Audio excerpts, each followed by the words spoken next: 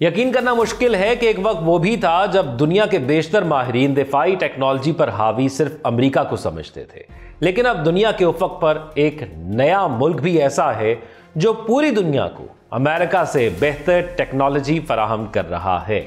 हम बात कर रहे हैं चीन के तैयार करदा 5वीं नस्ल के स्टेल्थ फाइटर तैयारे J-20 माइटी ड्रैगन की, जो ना सिर्फ अमेरिका के F-22 रिपीटर को चैलेंज कर रहा है, बल्कि बहुत से माहिरीन के नजदीक ये मुमकिन है कि आने वाले वक्तों में यह अमेरिकी बर्तरी को मुकम्मल तौर पर पीछे छोड़ दे। ये सवाल अब आलमी दिफाई तज्जिया निकारों और एविएशन के माहिरीन के जहनों में गूंज रहा है कि क्या चीन का माइटी ड्रैगन वाकई अमेरिकी रैप्टर को शिकस्त दे सकता है? क्या वाकई चीन ने टेक्नोलॉजी में इतनी तरक्की कर ली है कि वो अमेरिका जैसे सुपर पावर की फजाई बर्तरी को खतरे में डाल सके? G-20 की कहानी वो नहीं जो आम लोग समझते हैं। यह सिर्फ एक तैयारा नहीं बल्कि चीन के जदीद तरीन ख्वाबों की ताबीर है। 1990 की दहाई में जब अमेरिका F-22 जैसे स्टेल्थ तैयारे तैयार कर रहा था, तब चीन ने भी इस ख्वाब को हकीकत का रूप देने का आगाज किया। उन्होंने JXX के नाम से एक प्रोग्राम शुरू किया जिसका मकसद एक ऐसा फाइटर तैयार करना था जो मुस्तकबिल की जंगों में ना सिर्फ सरवाइव कर सके बल्कि दुश्मन पर सबकत भी हासिल कर सके। चीन के दिफाई माहिरीन ने जल्द ही ये बात समझ ली थी कि मुस्तकबिल की फजाई जंगें सिर्फ हथियारों या तैयारों की रफ्तार या हथियारों की बुनियाद पर नहीं जीती जाएंगी, बल्कि उनमें स्टेल्थ, सेंसर फ्यूजन और नेटवर्क बेस्ड जंगी हिकमत अमली का अमल दखल ज्यादा होगा। इसीलिए उन्होंने ऐसे तैयारे पर काम शुरू किया जो इन तमाम तकाजों को पूरा कर सके। 2008 में चीन के पीपल्स लिबरेशन आर्मी एयरफोर्स ने ड्रैगन वायरक्राफ्ट का कॉरपोरेशन के एक प्रोजेक्ट को मंजूर किया जिसे अंदरूनी तौर पर प्रोजेक्ट 718 कहा जाता है। यह वही कंपनी थी जिसने J-10 जैसे जदीद फाइटर तैयारे तैयार किए थे और जो तवील अरसे से तजर्बात कर रही थी। इसकी महारत और तकनीकी टीम ने इस ख्वाब को हकीकत के करीब तर कर दिया। 2010 के आखिर में J-20 का पहला प्रोटोटाइप तेज रफ्तारी से जमीन पर दौड़ने की आजमाइशों से गुजर रहा था और 11 जनवरी 2011 को पहली बार जेंगडो शहर में इसने आसमान को छुआ। वो लम्हा ना सिर्फ चीन की एविएशन इंडस्ट्री के लिए बल्कि आलमी फौजी ताकत के तवाजुन के लिए भी अहम था। यह तैयारा जिस पर 2001 नंबर लिखा था, बुनियादी परवाज के काबिल था और उसके डिजाइन में इब्तदाई स्टेल्थ की खुसूसियात शामिल थी। इसके बाद मजीद प्रोटोटाइप तैयार किए गए जिनमें टेक्नोलॉजी डिजाइन में मुसलसल बेहतरी की गई। 2014 में तीसरा प्रोटोटाइप सामने आया जो ज्यादा जदीद था और जिसमें स्टेल्थ को कोटिंग, नया अमूमी सेंट्रलाइज्ड और स्टेबलाइजर और जदीद तरीन टारगेटिंग पॉड शामिल थे। 2015 में कम मिकदार में इस तैयारे की पैदावार शुरू हुई और 2017 में बाज़ाब्ता तौर पर इसे चीन की फजाइया में शामिल कर लिया गया। 2018 में J-20 से लैस पहली जंगी यूनिट फाल हुई और यूं चीन दुनिया का दूसरा मुल्क बन गया जिसने एक मुकम्मल 5वीं नस्ल के स्टेल्थ फाइटर को बाकायदा फौजी ढांचे में शामिल किया। J-20 का डिजाइन इंतहाई जदीद है। इसमें अंदरूनी हथियार रखने की जगह स्टेल्थ के लिए मखसूस ढांचा और रेडार को चकमा देने वाले मटीरियल शामिल है। इसका कॉन्फ़िगरेशन एक डेल्टा विंग और किनार्स पर मबनी है जो आमतौर पर स्टेल्थ डिजाइन में नहीं होता, लेकिन इससे तैयारे को इजाफी लिफ्ट और चलाकी हासिल होती है। J-20 के कॉकपिट में digital glass display, touch screens और जदीद फ्लाई बाय वायर सिस्टम मौजूद है।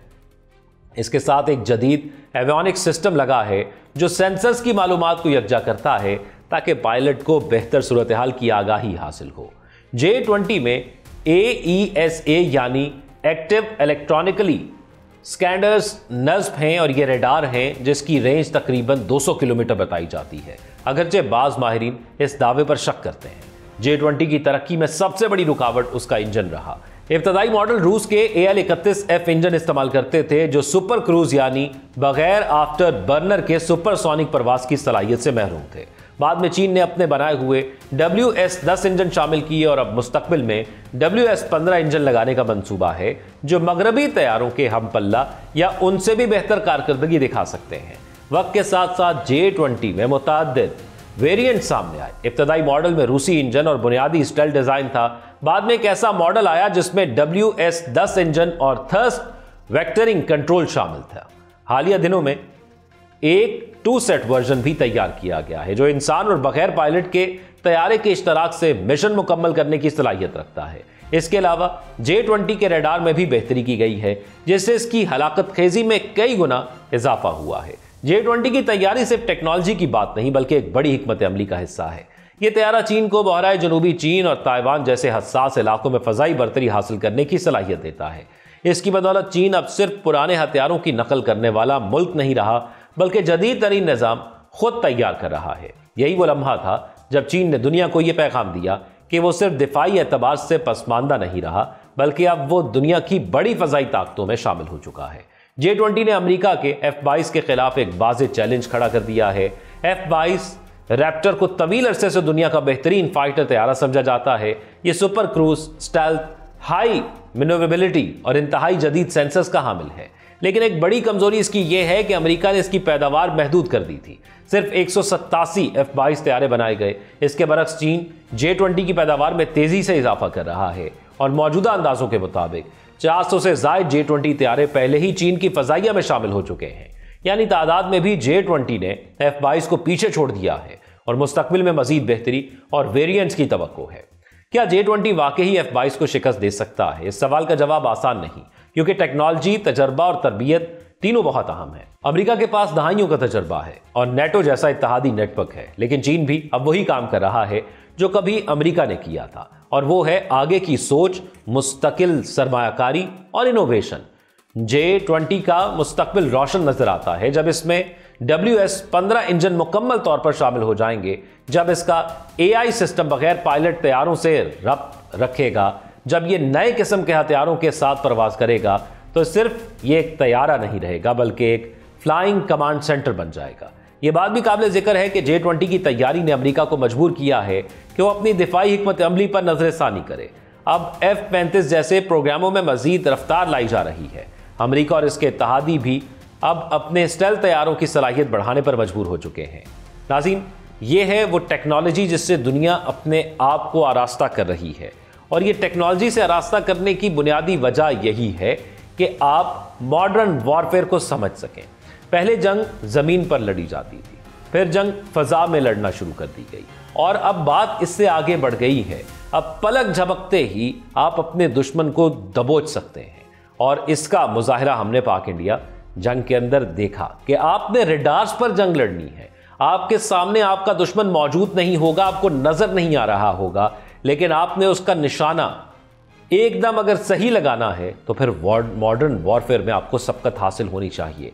और फिर जो आपके पास हथियार हैं, वो जहाज हो या वो मिसाइल हो या वो डिफेंस सिस्टम हो, कोई भी टेक्नोलॉजी हो, वो जो जदीद दौर के तकाजे हैं उस पर पूरा उतरते हों, वरना फिर आप जंग हार जाएंगे। वरना फिर आपका रडार या आपका जहाज या आपका मिसाइल दुश्मन का कुछ नहीं बिगाड़ सकता। और यही वजह है कि खामोशी से आपने इस साल से पहले चीन के हवाले से इतनी ज्यादा बातें नहीं सुनी होंगी, और खास तौर पर एक दहाई पहले तक या एक दहाई पीछे चले जाएं तो अस्करी सतह पर आप चीन की खबरें नहीं सुनते थे। उसकी बुनियादी वजह यह है कि चीन सिर्फ तिजारत पर इन्हसार करता था, लेकिन खामोशी से अपने हथियार तैयार करता रहा। वो ये देखता रहा कि दुनिया क्या कर रही है। फिर एक मौका ऐसा आया कि उसने पूरी दुनिया को दिखाया कि उसने जो हथियार तैयार किए हैं वो क्या कुछ कर सकते हैं, और उसमें सबसे कलीदी किरदार पाकिस्तान ने अदा किया, और वो था J-10C। जब J-10C के साथ PL-15 लगा हुआ था और पाकिस्तानी पायलट्स उसको उड़ा रहे थे, तो फिर वहां पर दिखाया अपना हुनर उन्होंने।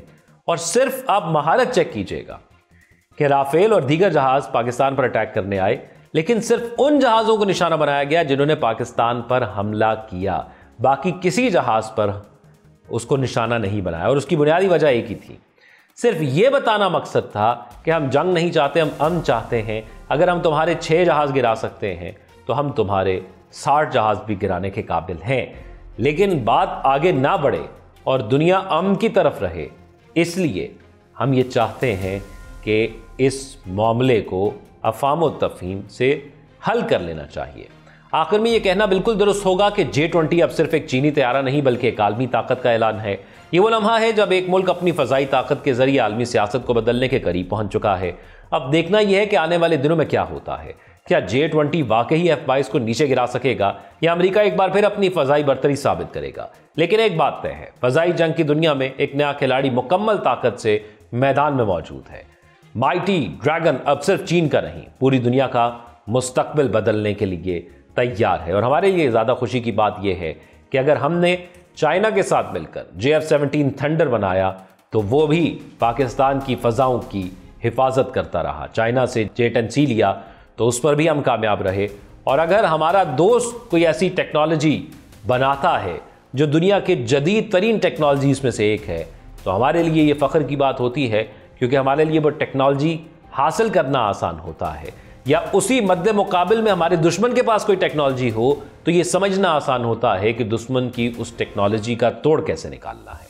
आप अपनी राय से कमेंट सेक्शन में आगाह कीजिएगा। अपना ख्याल रखिएगा। अल्लाह हाफ़िज़।